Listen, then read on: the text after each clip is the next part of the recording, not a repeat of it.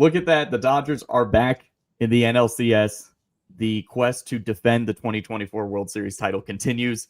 Next up is the Milwaukee Brewers. My name is Ryan Bershinger. She is Monse Bolaños. This is the Sick Podcast, the Dodgers Zone.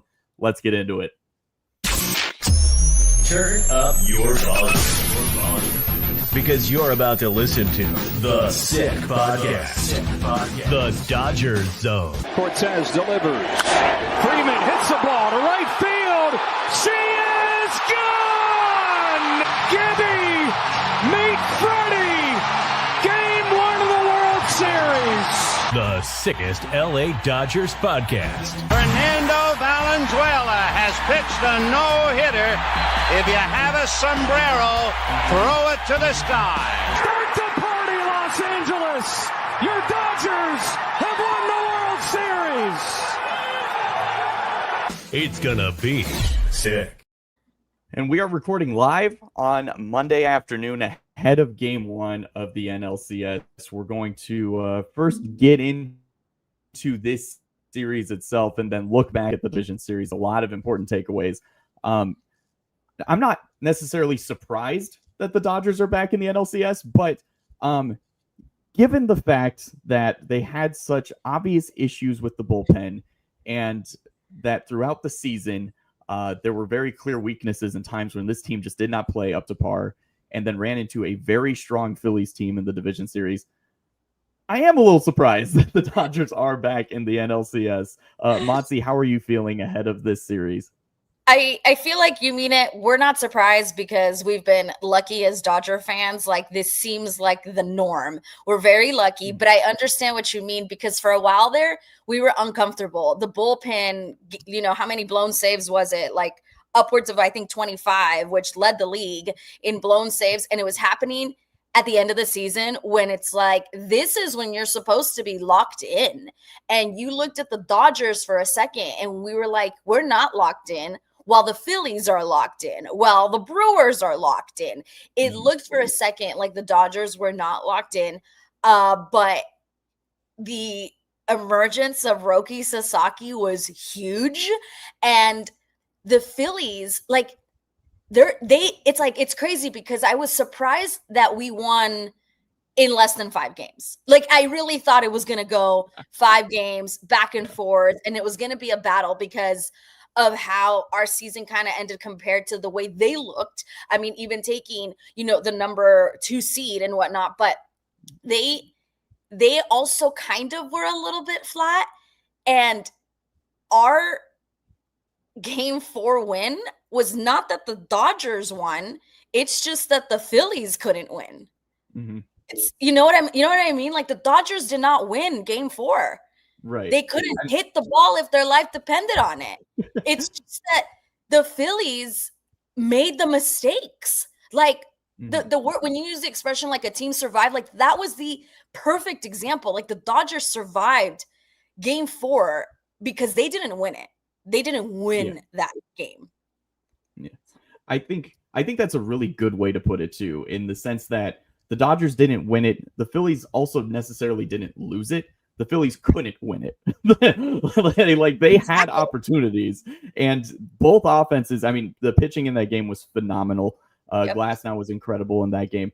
The fact that the Dodgers beat Christopher Sanchez twice when he looked like maybe the best pitcher in the entire series on both sides, really, really impressive. But yeah, the Phillies let's look back at the Phillies series first, because we'll get to our thoughts on the Brewers and everything in a bit. But because I think this is all so pertinent. The Phillies had a playoff series that we as Dodger fans are used to seeing from the Dodgers. This was the 2010s Dodgers. they lost in the way that the Dodgers used to be eliminated from the playoffs all the time, where they would come in with an incredibly talented roster, and you felt like this could be the one that would do it. And then you would have silly mistakes. You would have the opposing team getting RBIs on bloop hits. You would have relievers come in behind incredible starting pitching that would instantly give up a home run, and suddenly you're down in the series. And then you had just a really unfortunate way to have that series and season end for the Phillies. We're used to this as Dodger fans. And I think a lot of people outside of LA are not going to look at us with any sort of sympathy, and you shouldn't anymore. That's totally fine. But I'm telling you that 10 years ago, this is exactly what we went through. Phillies fans right now are looking at their team the same way we looked at teams in 2013, 14, 15, 16. Like, that's exactly how the Dodgers would lose in the postseason in the past. You are not wrong. And if you were to just tell somebody like the Dodgers beat the Phillies, but Ohtani went 1 for 18, and then Ohtani, Mookie Betts, and Freddie Freeman, I think, were 8 for 50 with no extra base hits, you'd be like, so you lost against the Phillies. And you're like, no. We didn't. But none of your hitters did what they were supposed to do. And Teoscar Hernandez kept screwing things up in right field. What do you mean you won? Like, it's crazy how, you're not wrong. Those were typical games that we as Dodger fans have experienced back then, not long ago, but several years ago, that they would lose in that way. Like, I was heartbroken for Orion Kerkering on the mound in game 4. Like, that is not how, one, you want your team to win. Because again, the Dodgers did not win. The Dodgers did not win that game. Phillies just couldn't win the game. And poor Kerkering, blacked out. Like, the minute he dropped that ball, he forgot where he was. The minute he dropped that ball, he just realized there's 50,000 people screaming at me to mess up. So that the game is over in an 11th inning situation, right? 11 innings, that's what it was. Yep. Like, you were kind of, I didn't even know how to like celebrate the win. You were just kind of like, oh my goodness, I can't believe he did that. Like, how awful of a feeling for anybody who's ever competed, who's ever been an athlete, to watch someone have a brain fart like that in such a terrible go home moment. If it would have been game 1, maybe it's looked at differently, but we're never going to forget it. We're never going to forget Orion Kerkering in that moment. And I hope it's going to be a footnote in his career, and I hope he gets out of it. Good for him for talking to the media afterward and not avoiding the questions. Good for him, because he could have just left and been like, I'm not dealing with this. But he knew I lost the game. I lost the game on an easy play that a first grader knows how to do. Yeah. I definitely felt for him, because especially knowing the reputation that Philadelphia fans have, you've just got to imagine he's going to be wearing it for quite some time, and that sucks. We've said many times here on this podcast, when your offense only scores 1 run, you're not allowed to blame the bullpen for the loss. And so for that reason, Orion should not be getting a bulk of the blame for what happened in that game. They had 11 innings to score more than 1 run, and they couldn't do it. Again, the Dodger pitching in that game was phenomenal. Glasnow looked incredible. He arguably should have gone another inning, but they went to Emmett Sheehan in the 7th. And Sheehan looked fine, too. The 1 run they got in was kind of a fluky thing. And that was the only way they were able to produce any offense in that game. And then Rōki Sasaki came in, and we'll talk plenty about Rōki Sasaki, because he looks like the best pitcher in baseball suddenly, and it's incredible. But for him to flip a switch and turn into a dominant closer, and also to go 3 innings in that game, that's the other thing. Is I feel like Sasaki, knowing he only had to get 3 outs in every game, is what's helping him tremendously turn on his most powerful, dominant stuff. But in that game, he was asked to keep going, and it didn't faze him in the slightest. I loved the shot of him sitting in the dugout with his glove still on. that was bad. So good. That was great. And he's just sitting there lurking, knowing he's going to come back out and mow down a lineup that has incredibly potent offensive players. And this is another thing where, bringing it back to we as Dodger fans know what Philly fans are going through. In order for the Dodgers to get over the hump and win the World Series in 2024, yes, we won in 2020, but then in the coming seasons after that, of course, Mookie and Freddie did not do anything offensively, and it led to our elimination in 2023. That's exactly what the Phillies are seeing, where Kyle Schwarber and Bryce Harper were shut down in the series. Yes, Schwarber had 2 home runs in Game 3. He also didn't do a thing outside of that game. Bryce Harper didn't do anything offensively. And that, as Dodger fans, we've seen that too, where you come into the postseason and you've got the guys that got you there suddenly just go completely quiet. There's no way you're getting anywhere in the postseason when that happens. And that's exactly what happened to the Phillies. And credit to the Dodgers staff. They attacked them incredibly well. They had a bullpen that was almost entirely left-handed and was able to neutralize Schwarber and Harper, especially later in games. This was you have to give a lot of credit, of course, to Dodger pitching, but Phillies fans aren't going to do that. They're just going to look at the offers from Schwarber and Harper and point fingers at them. And I get it. We did that with Mookie and Freddie. And to an extent, they're right, because Kyle Schwarber had an MVP candidacy this season.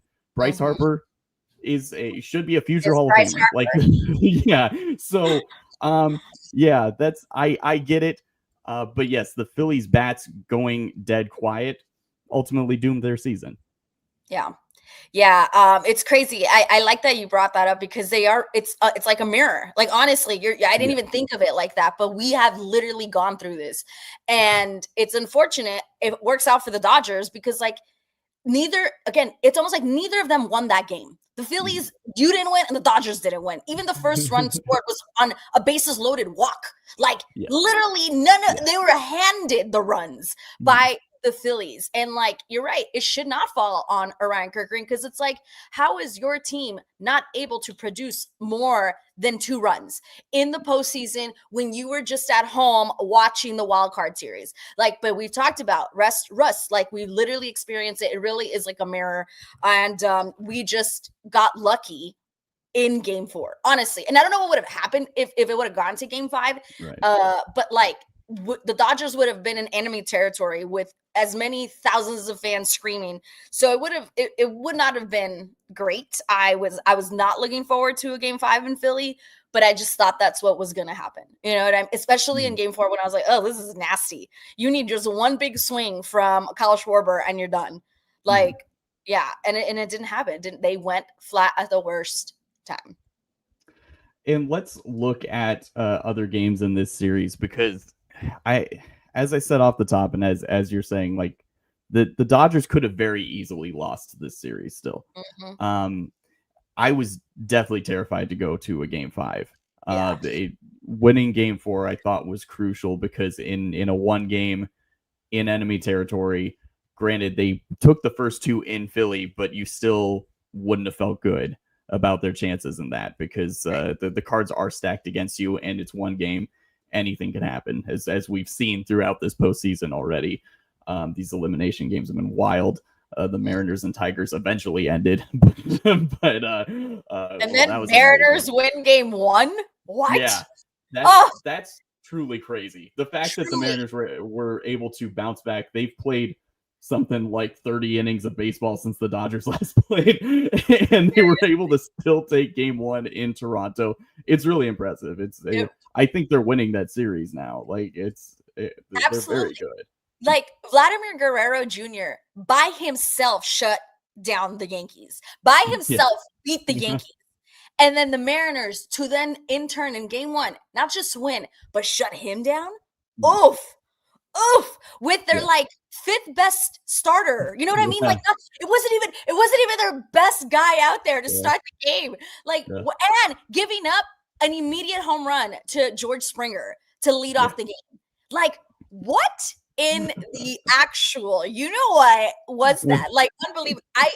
I thought the Mariners were on this like a Cinderella, not a Cinderella, because they had a great year, but like on a road of destiny. Like, it almost seems that way. Like, you're gonna have to fight the baseball gods to get the Mariners out of your way. Anyone in the American League, and the Blue Jays are literally going through that right now. Yeah.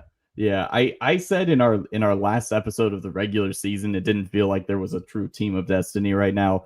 I was wrong. Yeah. That is the Seattle Mariners. Really is. And looking at the playoffs as a whole, Yeah. You have outside of the Dodgers, then it's the Brewers, Blue Jays, and Mariners. Like, those are the three most likable teams in the sport. Like, I understand everybody should be rooting against the Dodgers because, like, it's very easy to like any one of those other teams, which is great. Also, like, it's very comforting to know that if the Dodgers don't win the World Series, at least somebody who's likable will win it. Totally. But yeah, it is great, and it builds up the Dodgers, image as the new evil empire and Really the big bad guys, and that's fine. We should embrace that. That's great. So now we have the very likable rebels all colliding, and then while the evil empire is sitting here like ready to probably take any one of them down. But let's go back to this division series with the Phillies, because I said going into this series, I think the World Series winner is going to come out of this series. So the Phillies are eliminated. The Dodgers are still here. Y'all can do the math, okay? Like, I believe it now, and I hope to God I am not dooming the team by saying this, but genuinely they should win the World Series now with the way that they are playing. The fact that the offense is actually, for the most part, performing. We can dive into this series because I think there's one guy specifically who really didn't perform offensively in this 4-game series. And the fact that the Dodgers still won 3 of 4 despite that is pretty remarkable. I'm talking about Andy Pages. No, I'm kidding. I'm talking about Shohei Ohtani. We'll talk about Pages, but specifically Shohei Ohtani. So Ohtani had one hit in 24 at bats, 20 or rather. I think it was 24 at bats, maybe, but I think it was 1 of 18, the final line. Like, I don't know if that included walks, maybe, that you saw. Right. He was walking. You know what I'm saying? But like, he went 1 for 18 with 9 strikeouts. There we go. Yes. I think you get into the 20s when you include the wild card series where he played really well. In the 2 games won against the Reds. And this is the main point. Okay, we are still only a week removed from those 2 games against the Reds, where Ohtani homered twice in that first game. And also his 1 hit in this series, the Dodgers didn't win that game without that hit. It was a 2-out RBI single, and that was in game 1, right? Phillies, yeah. Which then kept the line moving, and then eventually Teoscar's able to take the lead. Maybe no, you know what? That was game 2. It was game 2 because that 2-out RBI, I think, made it 4-1 or 4-0, and then the Phillies eventually came back and made it 4-3. I think that might be right because I thought they were efforting. But regardless, Ohtani's 1 hit did make a big difference. Yes. Yeah, because in game 1 he didn't get any hits because he was pitching, and he looked genuinely awful at the plate. He looks bad when it's gone down when he pitches, what it looks like on the plate. But he looks lost at the plate. He just looks lost. Yeah. I think on the broadcast they made the point whenever he would strike out looking, they said, well, he was caught guessing. And I think that is what's happening to him, because especially in game 1, he on back-to-back at-bats, he struck out looking on pitches that were fastballs right down the middle. Like, they weren't borderline. He just thought a breaking ball was coming. It wasn't a breaking ball, and it made him look stupid. Yep. So I don't know if it's him simply now juggling being a starting pitcher in the postseason that's kind of throwing him off, because in those first 2 games, again, he was totally fine at the plate. And suddenly now he's kind of second guessing himself when he's missing at pitches. He's missing badly. He's still Shohei Ohtani. He's the greatest player in the world. I fully have faith in him to turn it around. It looks like he won't be starting on the mound till game 3 at the earliest. So hopefully with these 2 games in Milwaukee, he can kind of reset, go back to focusing on hitting. He can do it all. He's Ohtani. And again, this is a 4-game sample. We know what Ohtani can do. He's already had big hits in this postseason alone. It's just unfortunate that, yes, he did look really bad at the plate overall through the series. if it continues, of course, that's a big issue. But I have as much faith in him as I would in anyone for him to be able to turn it around in a split second. So I with game one, they're starting with Aaron Ashby. Aaron Ashby. Alan's his father. Aaron, it's either Alan or Andy is his father. I think Alan is his father. Aaron Ashby starting on the mound. They're using a lefty opener specifically for Ohtani and to shift Freddie Freeman down in the lineup a bit. Would probably see Quinn Priester after that, who got shelled in his less than an inning appearance against the Cubs. But he is one of their better starting pitchers. That could have just been a fluke thing. He could easily come in and still pitch well. So the point is, it's Shohei Ohtani. I still believe he's going to turn it around. If you don't have faith in Ohtani turning it around, you haven't been watching baseball. Yeah, I don't disagree that he can turn it around at any moment. I like that they pushed his start back. I like that he's going to pitch at Dodger Stadium. Yeah. I feel like that just alleviates a little bit of like the stress, because we know that the moment is never too big for that man. That he always likes the big moment. We've seen him do it over and over. But while you're struggling, I like that they pushed his start back to a home start. You know what I mean? Yeah. Not in like enemy territory, which I don't even know how the Brewers hostility really is compared to like the Phillies hostility and whatnot. But still, like I like that move that they made. And yeah, I can see him turning it on. And I hope it's not, if it's like a psychological thing, if he's in his head, that's what I'm hoping he's not. Because when you're in your head, that is like I don't think there's like steps for you to get out of it. You just have to like, talk to yourself, and that's like hard. I hope it's like like something where he just like thought, like you said, he thought a pitch was coming, has been reading it wrong. It makes him look stupid, but it's not that it's in his head. I would be a little bit more worried if he's in his head. Yeah. I and that would definitely be the biggest concern. I think that judging from the way he's reacted and responded throughout the series, I think he is still comfortable. He's just, something's just slightly not working right now. Yeah. He talked about how during his start in game one, right, he mentioned like there were fans that like learned Japanese or like learned how to heckle him in Japanese. Or was that Rōki who said that? It was Rōki because he heard it from the bullpen. But he really appreciated that. But Ohtani responds the same way, where like if he gets heckled, he doesn't care. Like he's heard it all. It bounces right off of him.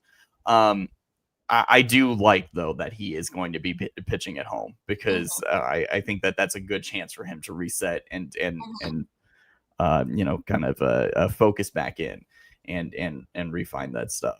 I would still obviously start him offensively when he's on the mound, because it would just be wild to right now decide, let's take Ohtani's bat out of the lineup. Yeah.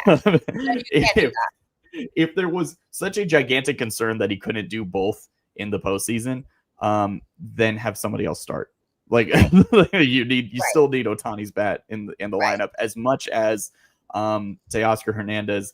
And let's talk about him now, because as much as he is a very clear defensive liability in right field, we had, of course, the issues in the Red Series in which he straight up dropped a fly ball. That was very simple. But, of course, he then hit 2 home runs in that game and everything was fine. In game one in Philadelphia, he seemed to not really hustle towards the ball that was hit in the gap, kind of just take it a little easy, let Pages get over to it. And because of that, you can make the case that the runner took an extra base because of Hernandez's poor route and lackluster hustle towards the ball. And then because of that runner did score much easier. But then you have in the 7th inning of that game with 2 outs and 2 runners on, Teoscar hits a home run opposite way to give the Dodgers the lead, and they end up winning the game. This experience that we are getting with Teoscar Hernandez is truly fascinating, because somehow we're getting the full spectrum of it on a daily basis. You would think you would find something somewhere in the middle, but it keeps happening, and it's incredible. He had in game 4 was it? He singled, and suddenly he was like, you know what? I can hustle. I can run. I can do it. And he tries to take second base, and then he's thrown out. Like, and it's like, okay. Suddenly he turns it on, and then he shoots himself in the foot. It's really fascinating. And a lot of people have expressed their anger towards Teoscar because of what we've seen, and fully justified. It's just then really funny that an hour after that, he then homers, or he does something offensively that gives the Dodgers the lead, and just proving how important and how crucial he is. We just kind of have to withstand the forces of the entire spectrum of Teoscar Hernandez, because this is the experience, and damn it, we're along for the ride. Damn it, Teo. I hate it so much, and at the same time, I love it because it's hilarious. Like, you can't. You wouldn't imagine that it happened once, let alone as many. Literally, if he makes a mistake, I'm like, all right, well, he's going to hit the ball. So, because that's what you've done every single time. I'm almost waiting for him to make a mistake so that I know it's coming. You know what I'm saying? If he plays well defense, I'm going to be like, oh no, what's going to happen at the plate? If he's over here doing well in right field, no. We need, I don't care if the roller coaster continues with Teo, but we need him to hit, and if that's what's going to happen, then that's what's going to happen. But that's what I think the Brewers are going to do, Ryan. The Brewers are going to push the Dodgers to make the right play. Not just with Teo. I think they're going to try. The Dodgers are better in every category.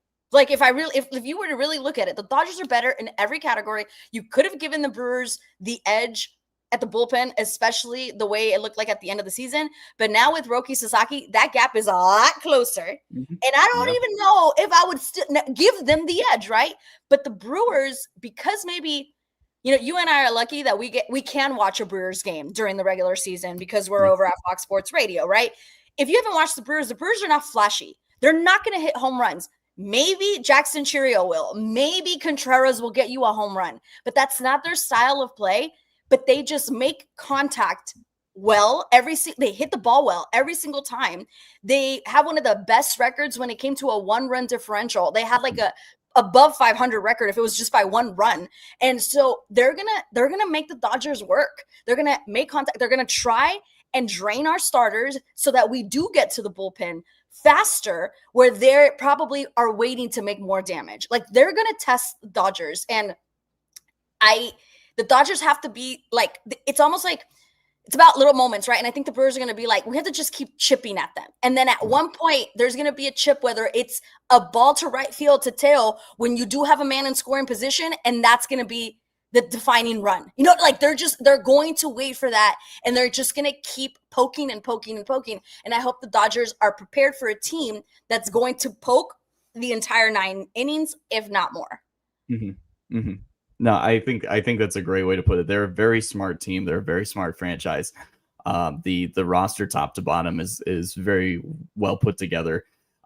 They've been calling themselves the average Joes, and it makes sense. The Dodgers are Globo Gym. That's it's fully correct.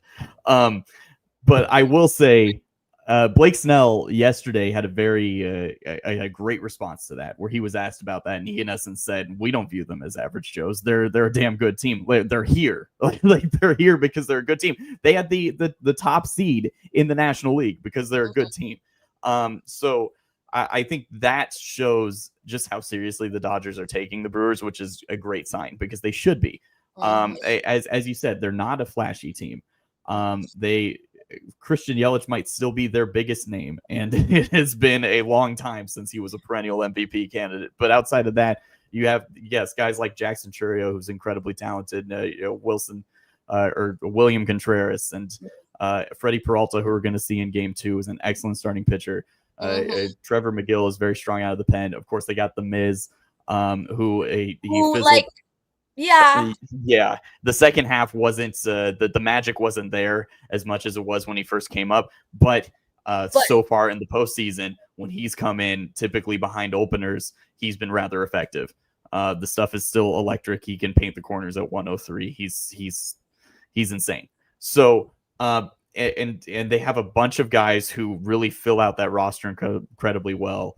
Even like Andrew Vaughn, a guy who was cast off from the White Sox. They sent Aaron Savali away because he didn't want to play in Milwaukee anymore. And they're like, give us anyone. And they said, here, take Andrew Vaughn. And then he's become a lefty masher for the Brewers. They have moves like that have helped that roster. A great one to pick up, because if you look at like the first half of the Brewers season, the numbers like are skewed because they didn't have Andrew Vaughn. Like if you look at it, they have been really good since like the All-Star break, and it's just not flashy. So people haven't like been paying attention to them, you know? And so then Andrew Vaughn, who probably would make their numbers look even better since he arrived, he's going to be a big part of it. I completely forgot about it because, like you said, he wasn't there the whole season, and then he shows up. And again, it's the Brewers. So you heard the like, oh, he literally landed, went to play for the Brewers, and didn't he hit like a home run or two? Like I think so, right off the bat. Literally landed after the White Sox said, no, we've given you enough chances and you're not delivering. He gets there and delivers, and has been an impact immediately for the Brewers. Completely forgot about him. And let's not forget, not just that the Brewers won all their games against the Dodgers, but the Brewers were the ones who lit up Yoshinobu Yamamoto. Yes. They did. Yeah. They gave him, I think that was his worst outing. Yeah. He didn't even get out of first inning, did it? Isn't that the one? Yeah. I think, yes. Yeah. I think it was against the Brewers. So, like, the Brewers know that the Dodgers are probably better, but I don't know if the Brewers are in any way scared, because they're like, we beat them 6 times. Granted, you know, baseball in whatever July, whenever that was, is not the baseball in October, but the same can be said for the Brewers. Like, it's like, if that's what they were playing back then, we can only anticipate they're going to play better now. Same thing with the Dodgers. So it's just kind of like, I'm really, Dodgers should win.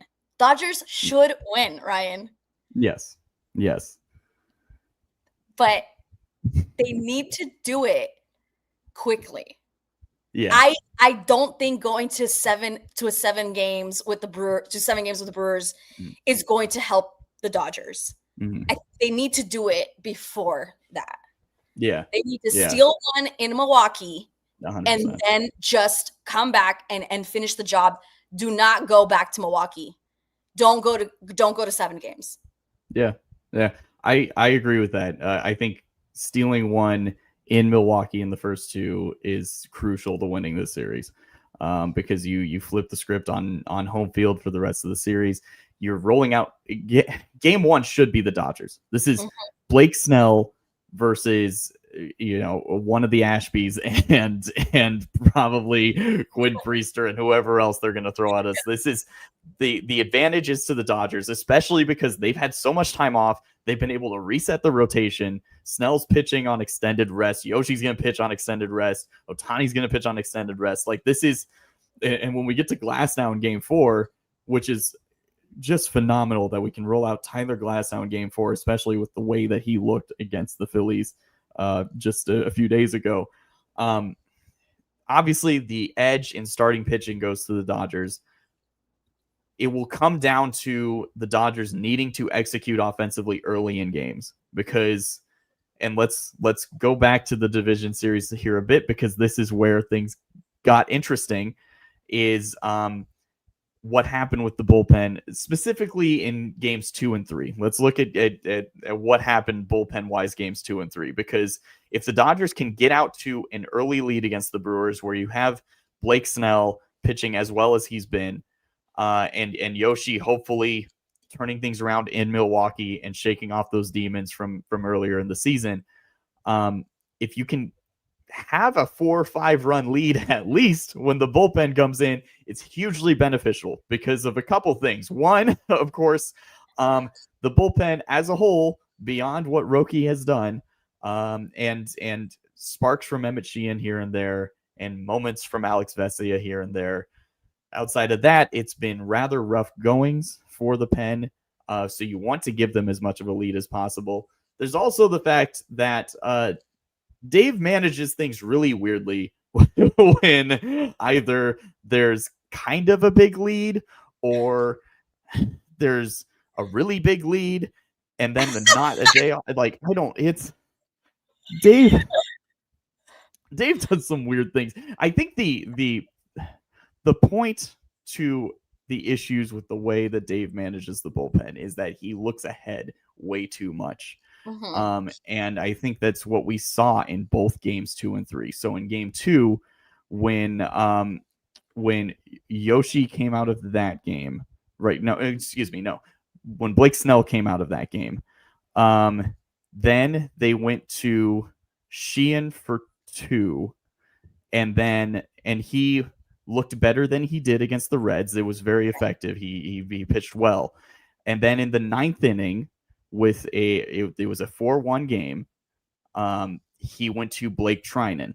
Now, of course, the refrain from many Dodger fans was, why not just go straight to Rōki here, lock things up, and we're now up 2-0 going back to LA.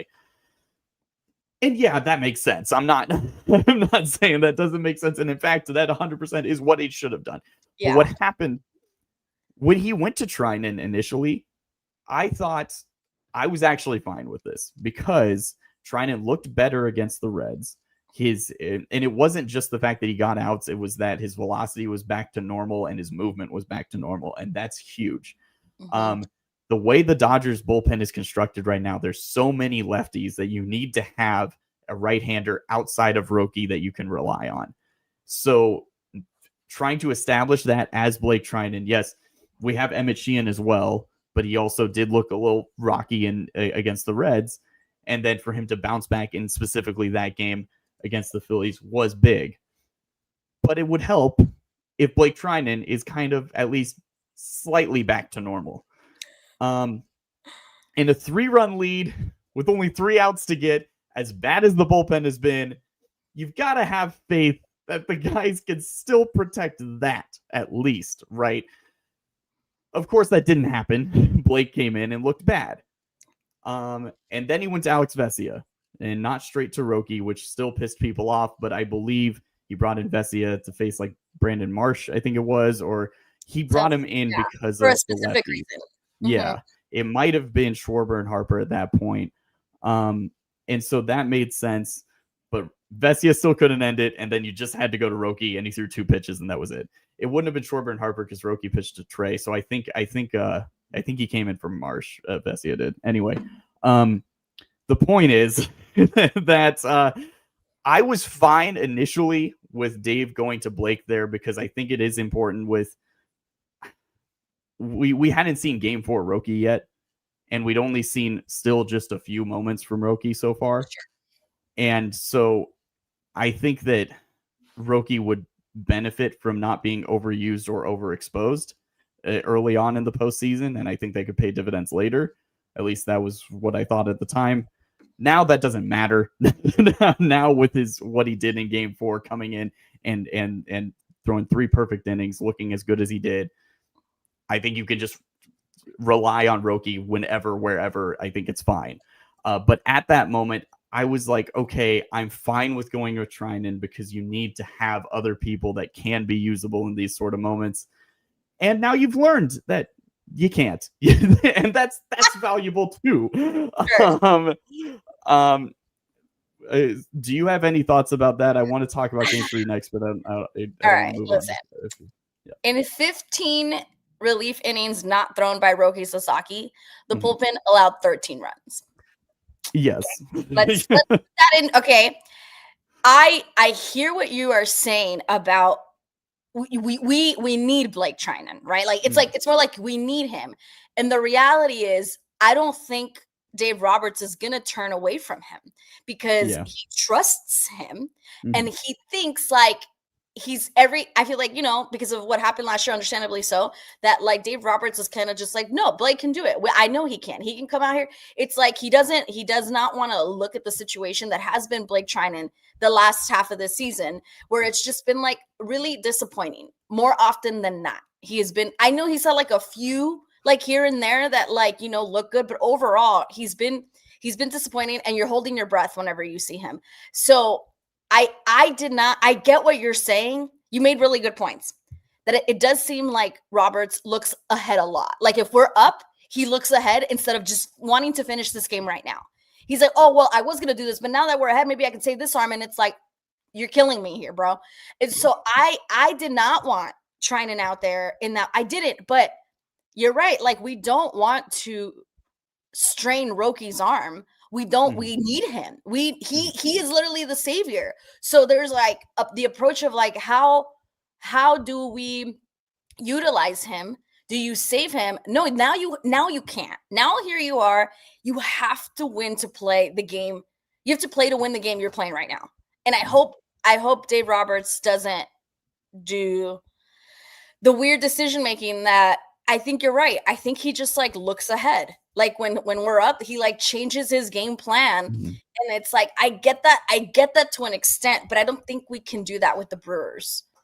I don't think you can let one slip. Like we've seen him punt games, like during the regular season, Dave Roberts. You can't punt any game against the Brewers. Yeah. Well, we did see that just in this series as well, because that's in essence what happened with Game 3, right?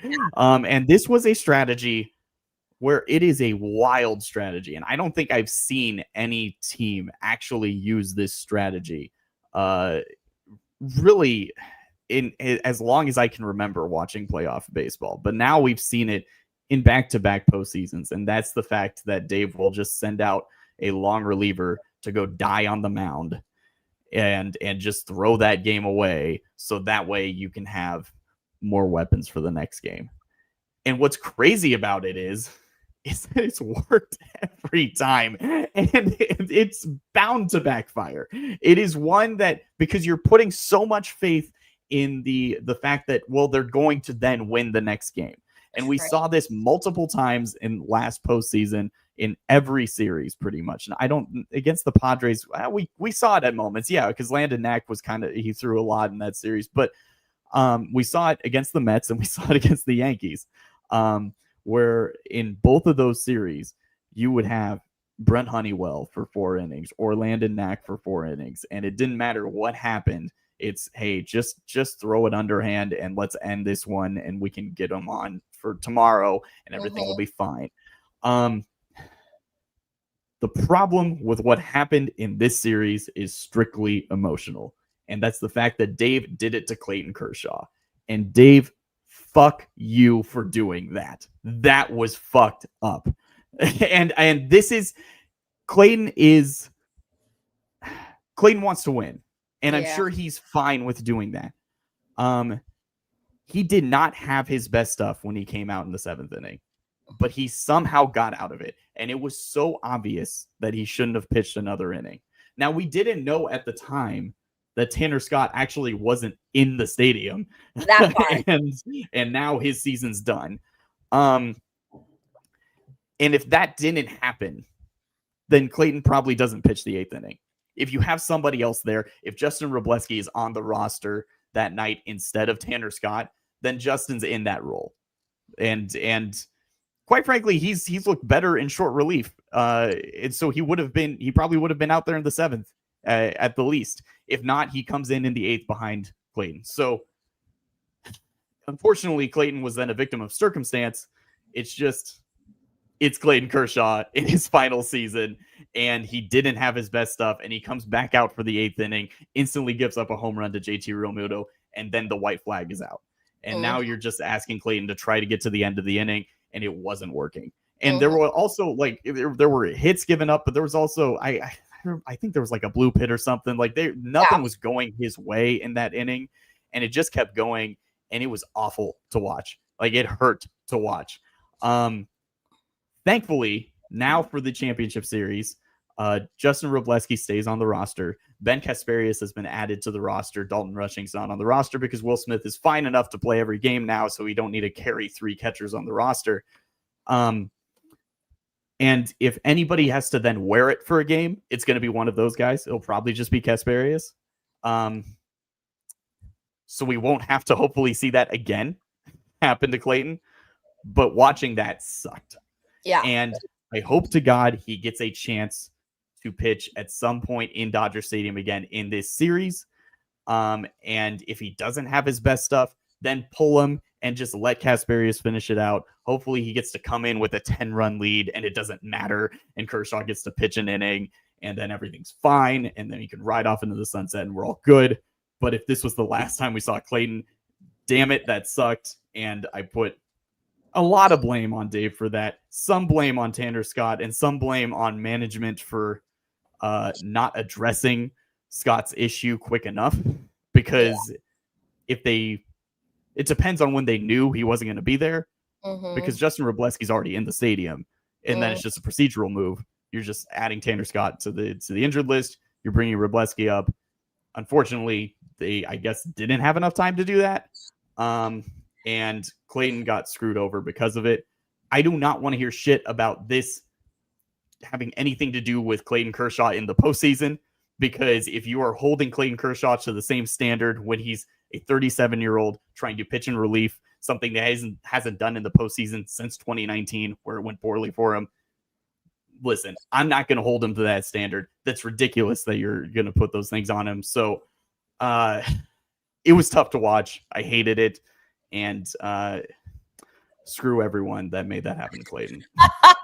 I get it. Maybe, yeah, sure, pitch better. But also, like, this was a very highly tense situation. This is the exact reason why I was hesitant about using him as a reliever in the playoffs, because it's completely different. And he did not have his best stuff, but he got out of it unscathed in his first inning. It just sucked that he then was asked to go back out there when any other reliever would have been pulled in that situation. So, yeah, no, really shitty to do that to him, especially when like the haters want to bring up, that his kryptonite is the playoffs. And so to do that to him, it's just like annoying because I'm pretty sure nothing was going their way. Wasn't there like a hit to third base that we should have probably fielded better? I feel like I texted you or someone that like something should have happened to help him, like it just like was, everything got away. And then as Dodger, you just don't, it's not fair to have done that to him. And I don't know, like that was rough. That was really rough. And it's hard to see what the thought process was. I don't know if I would have agreed. No matter how you explain it to me, Dave Roberts, I would have been like, we're not doing that. Yeah. You're gonna go out there. You're gonna go and make yourself like a fool before we're gonna do this to Clayton Kershaw, who is like the Dodger, the Dodger. You know what I'm saying? Yeah. So I'm with you. Yeah. Hopefully he has a chance to redeem himself. Not that he needs to redeem it to a lot of Dodger fans, but to like a few of the haters. You know what I'm saying? I hope he has that opportunity to redeem himself. He doesn't need to do it to me, but for others. Right. And then it just helps the people who are like citing his postseason ERA, which keeps going up because of like these tiny situations where he gives up multiple runs as 5 runs in 2 innings. Like, of course, then it's going to balloon his ERA, and they want to be like, oh, his last like 3 appearances in the playoffs, he has an ERA of like 81 or something. And because his body was broken and he tried to pitch in 2023 and it didn't work because nobody else was healthy.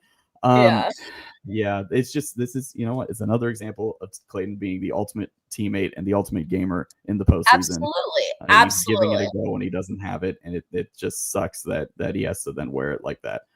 A couple things I think that are worth mentioning across the series. We talked about the end of game 2 without mentioning the incredible wheel play that really saved that game. And it just goes to show how Mookie was the one who came up and said, we've got to do something. So let's try it.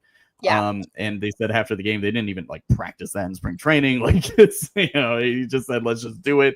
And for both Monse and Mookie to play that perfectly, despite like really just kind of doing it on the fly. Super impressive. Mookie had a great series. He's had a great postseason thus far. It's been a huge help, especially, of course, since Ohtani has struggled off the top of the lineup, to have Mookie really be a very steady producer at the top of the lineup has been tremendous. And it's really just erasing all the BS that we had about him because of his poor postseason in 23. He's been incredible. I mentioned Andy Pages, and Andy Pages, had a walk-off hit in this series. That's I guess. Talking to him after the game was so stupid. I was like, why are you talking to anybody? Don't just, I don't know, why are you talking to Andy Baez? Like, what in the actual, I don't know.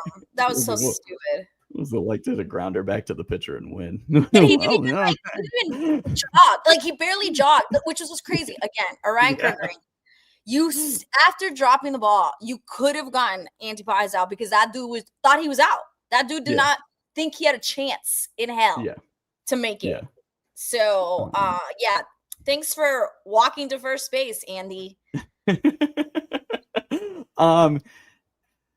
He's somebody who played so well this season that you feel like he's got to turn it around at some point too, because when I said the 1 for 25 for Ohtani earlier, I screwed up. That's his overall line for the postseason.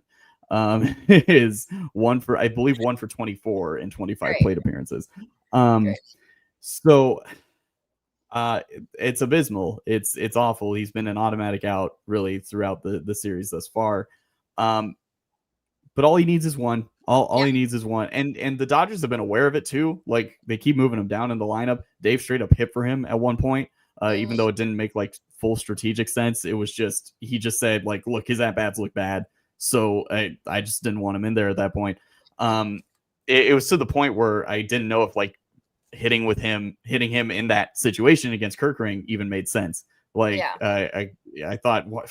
Shit, let's go Dalton Rushing here, I guess, or Ben Rortvedt. Like, I think Rortvedt had come in to catch at that point, but I'm like, I guess let's have Dalton Rushing instead. Hopefully he gets it together. You kind of have to continue to start him in every game.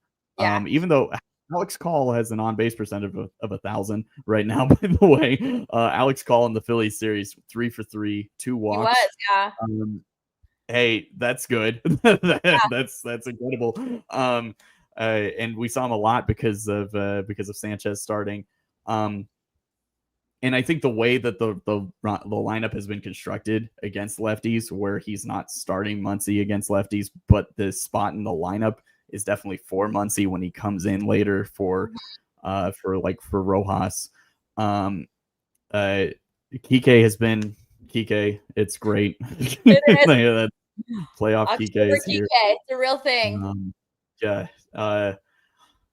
And I feel like we haven't really talked fully about just how good the starting rotation is. We're gonna wrap up here. The starting rotation is damn good. Like, there's nothing else to say. Blake Snell's been great. Yoshi looked very strong and still have all the confidence in him. Tyler Glasnow looked phenomenal. Ohtani started off shaky, but then he really settled in nicely. And there's no 1 through 4 better in the postseason. As good as the Mariners starting staff is, like, this Dodger starting staff, it's truly remarkable. And this is exactly what Friedman and company had in mind when they had brought in Blake Snell, when they gave Tyler Glasnow and Yoshinobu Yamamoto all the money for all the pitches to Rōki Sasaki, everything. It's all about constructing a dominant starting rotation that's healthy for the postseason, and they've done that. So knock on wood, hopefully that health stays there, because all of them have been unhittable in many moments. So it's been great to watch. Absolutely. I'm telling you, the Brewers' game plan is going to try to tire them out. And, they're going to try and just stay alive at the plate, whether it's foul tips, getting walks. Like, they're just going to try and stay alive at the plate and drain our starters. That has to be their approach. Get to the bullpen. Mm-hmm. And the Dodgers should have the same approach too. And they've been doing a good job of that. At times against the Phillies, it seemed like they abandoned that, and they would go into, as Brian Anderson would call it, ambush mode. He really loved to use that terminology. But they were starting to attack. In fact, Christopher Sanchez had like 40 pitches through the first 4 innings or something like that. Like, he was mowing them down. They need to go back to the plan of working counts, working pitchers, especially if guys like Mizorowski come in, who's young fireballer. If you get him to work and wear out that arm quickly in the postseason, that's going to really pay dividends. Peralta's an excellent pitcher. You just got to work them. You just got to get them to work. And the Dodgers are as good as at doing that as anyone, as long as they stick with the game plan, and don't fully abandon it. But at the same time, you know, if you can get a hit, go for it. Absolutely. That's all right. Well, I don't want to keep saying it. I have to be timid. I don't want to just be like, oh, the Dodgers are going to win the World Series again. Everything's going to be fine. I've already kind of said that. Hopefully they do. Hopefully they get out of this series. Everything is all good. So we've got another episode coming, which is great. As long as the Dodgers stay alive, then we stay alive at the 6. That's how we do it. So let's see how this series goes. Again, we're kicking off tonight in Milwaukee, and I'm sure Bo will enjoy it. Bo will be around next time, I'm sure. Yeah. Well, all right. I think we'll sign off here. This is a productive meeting. So best of 7. The Dodgers are back in the championship series. Can they get back to the World Series? They should. They better. They better. She's Monse Bolaños for Bo Benson. My name is Ryan Bershinger. This is the Sick Podcast, The Dodger Zone. Be sure to follow us on YouTube, Spotify, Apple, wherever you get your podcasts. So until next time, domo arigato, everyone. Thank you very much. Ciao. And that's a wrap. Hope you don't miss us too much until next time. Follow the Sick Podcast, The Dodger Zone, on YouTube, Google Play, and Apple Podcasts.